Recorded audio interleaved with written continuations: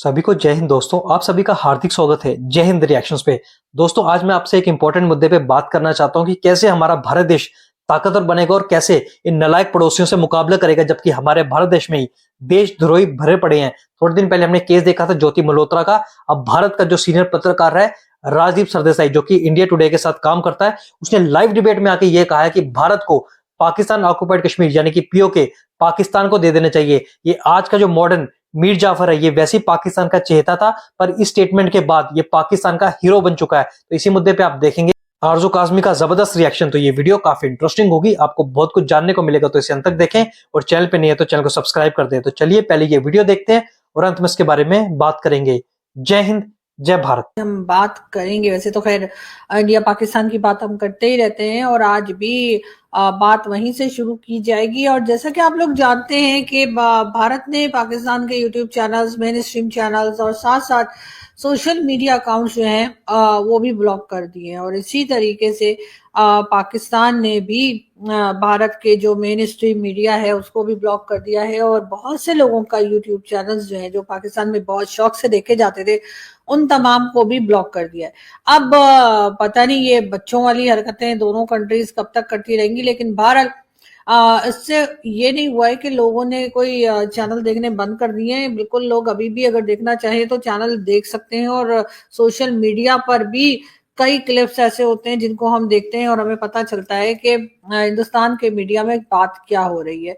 तो अगर हम देखें, कुछ दिन पहले की बात नहीं है बल्कि मेरे ख्याल है एक दिन पहले की ही बात है कि इंडिया टुडे का शो जो है या इंडिया टुडे के जो टीवी चैनल इंडिया टुडे उसका क्लिप जो है अब वो काफी वायरल ना सिर्फ ये कि हिंदुस्तान बल्कि पाकिस्तान में भी हुआ। और उसकी वजह ये रही कि राजदीप देसाई साहब जो कि सीनियर जर्नलिस्ट हैं और इंडिया टुडे के साथ काम करते हैं उनमें, और गौरव सावंत जी जो कि इंडिया टुडे में गौरव सावंत जी भी एज एन एंकर काम करते हैं और दोनों ही बहुत ही अच्छे जर्नलिस्ट माने जाते हैं। मुझे कई बार इत्तेफाक हुआ है कि मैंने गौरव सावंत के साथ जो है उनके शो का मैं हिस्सा बनी या उनके जो डिबेट्स रही इंडिया टुडे और आज तक में उसमें मुझे बुलाया गया। और ये मेरे लिए यकीनन एक बहुत ऑनर की बात है कि मैं गौरव सावंत के शो में रही। और यकीनन जितने भी इंडियन और पाकिस्तानी पैनलिस्ट मेरे साथ होते थे उनमें आई फील कि मैं सबसे कह लीजिए कि सबसे हल्की या सबसे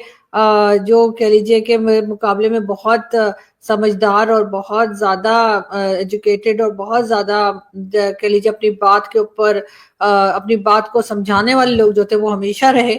और मैंने डेफिनेटली इन तमाम ही लोगों से बहुत कुछ सीखने की कोशिश की है।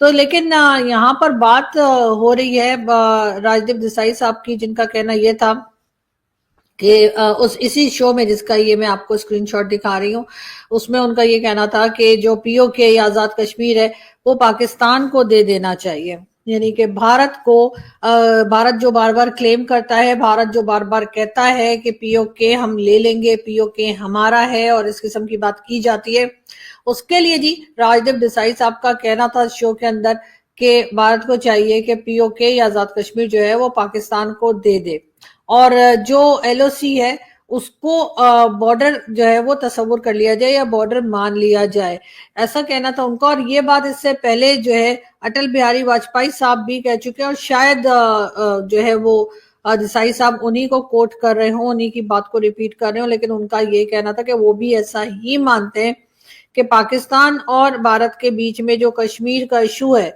या कश्मीर को लेकर जो लड़ाई झगड़े और जो स्टेटमेंट्स चलती रहती है उसको रोकने का एक ही रास्ता है और वो ये कि जो भारत है वो अपने इस क्लेम से पीछे हट जाए कि पीओके जो है वो भारत ले लेगा या भारत का है। और बल्कि उन्होंने ये कहा कि जो एलओसी है उसको एक तरह से बॉर्डर मान लिया जाए और दोनों कंट्रीज के पास कश्मीर का जो हिस्सा है वो उसको रखें और ये लड़ाई झगड़ा खत्म। अब उसके जवाब में जी गौरव सावंत जी ने उनको अच्छा खासा टफ टाइम दिया और उनका कहना था कि नहीं, ऑपरेशन सिंदूर जो किया गया है वो भी उसी सिलसिले की एक कड़ी है कि जी जो कश्मीर का डिस्प्यूट चल रहा है दोनों कंट्रीज में उस बात को लेकर भी गौरव सावंत ने जो है वो राजदीप देसाई साहब को जो है वो जवाब दिया। और जो बीच में एंकर नजर आ रही है बेचारी परेशान थी, वो कभी एक को चुप कराती थी कभी दूसरे से कहती थी एक मिनट एक मिनट। लेकिन बहरहाल बहुत इंटरेस्टिंग ये डिबेट थी। बहुत लोगों ने पाकिस्तान में भी देखा, बहुत लोगों ने यकीनन हिंदुस्तान में भी देखा होगा।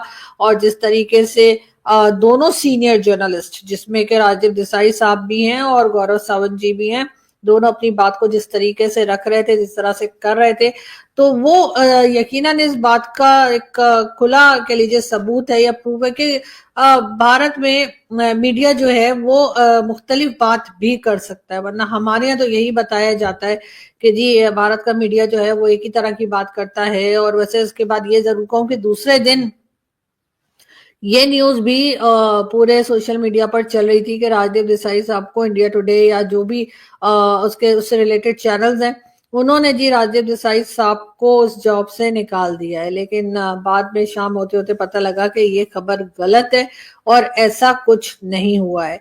राजदीप देसाई साहब अपनी पोजीशन पे, अपनी पोस्ट पे, अपनी जॉब पर उसी तरह से हैं जैसे वो पहले थे। बाकी उनका अपना पॉइंट ऑफ व्यू है और जाहिर है कि गौरव सावंत का अपना पॉइंट ऑफ व्यू है जो उन्होंने दिया। और दोनों के आपस में बात जो थी या अपना जो ओपिनियन थे वो बिल्कुल भी मैच नहीं हो रहे थे। लेकिन ऐसा होता है और ऐसा होना भी चाहिए कि चाहे कोई किसी भी तरह का पॉइंट ऑफ व्यू दे रहा हो, आपसे मुख्तलिफ हो, आपसे अलग हो, आपको पसंद ना आए, आपके ख्याल से बिल्कुल गलत हो, लेकिन आप दूसरे को सुने जरूर। और यही बात हमें इस क्लिप में दिखाई देती है, इस शो में दिखाई देती है। वैसे मैं आपको ये बता दूं कि जो चैनल्स ब्लॉक किए गए पाकिस्तान की तरफ से भी और हिंदुस्तान की तरफ से भी, अगर आप मेन चैनल पे जाएं तो वो चैनल्स आपको जरूर ब्लॉक दिखाई देंगे। लेकिन अगर आप किसी का नाम लिखें सर्च में उसमें यूट्यूब पे जाकर, तो आपको उनकी लेटेस्ट से लेटेस्ट वीडियोस भी मिल जाएंगी। यहाँ पर भी बहुत से ऐसे लोग हैं जो कि मेरे दोस्त भी हैं, उनके चैनल्स भी ब्लॉक हैं। लेकिन अगर मैं यूट्यूब पर जाऊं और मैं उनका नाम लिखूं, तो उनकी जो लेटेस्ट से लेटेस्ट वीडियो होती है वो भी मुझे मिल जाती है और मैं देख भी सकती हूँ। तो आप लोग भी अगर किसी का चैनल देखना चाहें और आपको लगे कि वो चैनल आपकी गवर्नमेंट ने ब्लॉक कर दिया है या किसी वजह से वो ब्लॉक है, तो आप उस वीडियो को देख सकते हैं।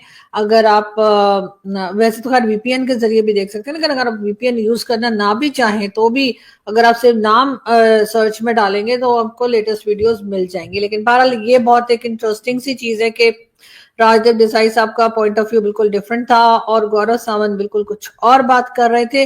मगर ये जरूर है कि दोनों कंट्रीज में जब तक कश्मीर का इशू सॉल्व नहीं होता, जब तक कश्मीर का कोई फैसला नहीं हो जाता, हिंदुस्तान पाकिस्तान के बीच में ये टेंशन बनी रहेगी। हर वक्त ये डर, ये खौफ और इस किस्म के अटैक्स जो हैं वो चलते रहेंगे। वैसे तो खैर भारत ने अभी जो ऑपरेशन सिंदूर के नाम से जो अटैक किया था, वो हरगिज कश्मीर आजाद कराना है, कश्मीर ले लेना है, पीओके ले लेना है, इस तरह की बात के ऊपर नहीं किया गया था।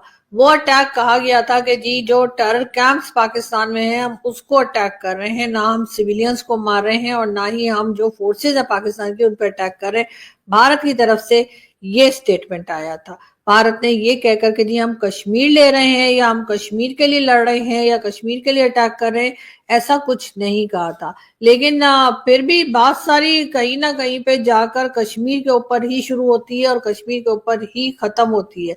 इससे पहले जो अटैक हुआ था कश्मीर में यानी जम्मू कश्मीर में, तो उसकी वजह से फिर ये ऑपरेशन सिंदूर किया गया है। जो भी हुआ उसके बाद के जो हालात रहे वो आप लोगों को मालूम है, आप बहुत अच्छे से जानते हैं। लेकिन बात सारी फिर वही आ जाती है, जब तक पाकिस्तान और हिंदुस्तान इसका कोई हल नहीं निकालते। वैसे तो कई बार कहा गया, कभी कहा जी ट्रंप जो है वो बात करेंगे पाकिस्तान की तरफ से। कई पॉलिटिशियन जो है रिसेंटली जो अटैक हुआ था भारत की तरफ से, उसके बाद अभी 2-4 दिन पहले भी कई पॉलिटिशियंस इस किस्म की स्टेटमेंट भी दे रहे थे कि जी अब तो जो है वो चाइना भी इस मामले में आ गया है और चाइना ने कहा है कि जी वो पाकिस्तान का साथ देगा और चाइना जो है वो भी कश्मीर के मामले में पाकिस्तान के लिए बात करेगा या बोलेगा। पहली बात तो ये कि चाइना का क्या लेना देना, चाइना को क्या जरूरत पड़ी है बात करने की। लेकिन हाँ ये जरूर है कि हम ये कह सकते हैं कि क्योंकि हमारी और चाइना की बहुत ज्यादा दोस्ती है, वही जी समंदर से गहरी, पहाड़ों से ऊंची, शहर से मीठी और पता नहीं कैसी कैसी, तो इसलिए शायद चाइना को हमने कहा होगा तो चाइना ने कहा होगा चलो मैं बोल लूंगा। लेकिन बात सारी ये कि क्या भारत इस बात के लिए तैयार होगा कि कोई तीसरी कंट्री आके, और वो भी चाइना जैसी कंट्री आके जिसका वैसे ही इश्यू बना रहता है, भारत के साथ कि वो आकर हमारे लिए बात करे या वो आकर कश्मीर के लिए बात करे, मुझे नहीं लगता कि भारत इस मामले में तैयार होगा। तो इसलिए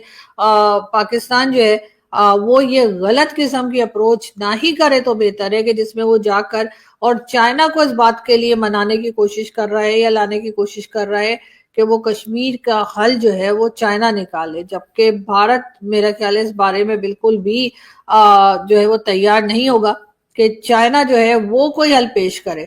अमेरिका के लिए भी कहा जा रहा है कि डोनाल्ड ट्रंप साहब ने भी कहा है कि जी मैं कश्मीर के मामले में जो है दोनों कंट्रीज से बात कर सकता हूं या दोनों कंट्रीज का को कोई हल पेश कर सकते हैं, लेकिन अभी तक देखा यही जा रहा है कि किस तरफ से कौन हल देगा क्या देगा वो तो अलग की बात है, लेकिन जब तक हिंदुस्तान और पाकिस्तान साथ में नहीं बैठेंगे, डायलॉग नहीं होगा, बातचीत नहीं होगी, इसका कोई हल निकलने वाला नहीं है। और वो भी ऐसा कि जम्मू कश्मीर हम ले लें या वो पीओके ले लें, मेरे ख्याल है ये दोनों ही चीजें जो है बहुत मुश्किल है, क्योंकि ना तो हिंदुस्तान मानेगा और ना ही पाकिस्तान मानेगा। बात सारी फिर वही मैं हमेशा कहती हूँ कि जो कश्मीर के लोग चाहते हैं, जिनकी वो जमीन है, जो लोग वहां रहते हैं, फैसला उन्हीं का होना चाहिए। लेकिन कई लोगों की यहाँ पे उससे बिजनेस भी चलता है कि हिंदुस्तान पाकिस्तान में एक जंग रहे, हिंदुस्तान पाकिस्तान में एक टेंशन बनी रहे, और अगर कश्मीर का इशू सॉल्व हो गया तो जाहिर है फिर क्या बात करके हम